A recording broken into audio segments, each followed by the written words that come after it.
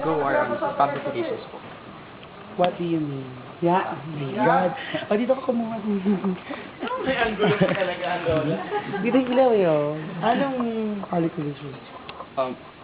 So, yung first question po namin is, for you po, what is public relations? My God, second question, please.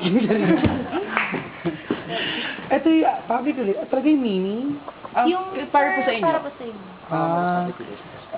Okay, pag ano, makikipag-deal sa mga tao, yun, how to handle, yung mga sitwasyon na dapat i-handle, yun ang public relation for me, ha? Yun. So, yung second question po, ano po yung difference between public relations and advertisement? Actually, iba. Kasi ang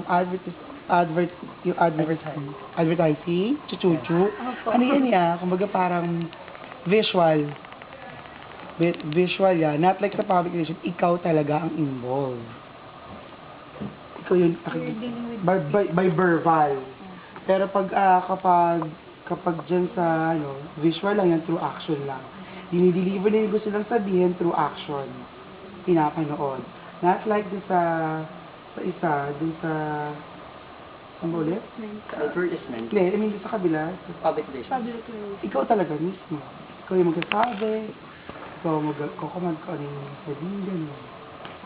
So, yung third question po, what is the importance of having a public relations officer in a company?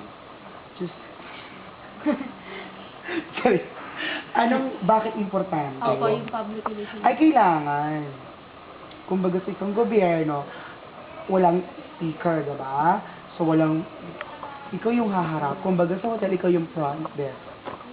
Ikaw yung unang taong kakausapin nila, at saka yung mga, kung ano pa yung mga gusto nilang malaman, ikaw ang magsasabi sa kanila. Last question na po. What are your characteristics of an effective public relations officer? Wala bang Tagalog version?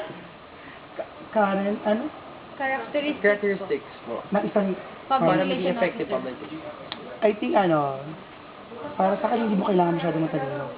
Kailangan mag-discarte ka, magsalita, maganda ka, mag-deliver yung sasabihin at kung anong gusto mong sabihin sa kanila. Yun lang. Hindi kailangan masyadong matalino. Kasi hindi naman lahat nasa libro. Follow-up question. Yeah.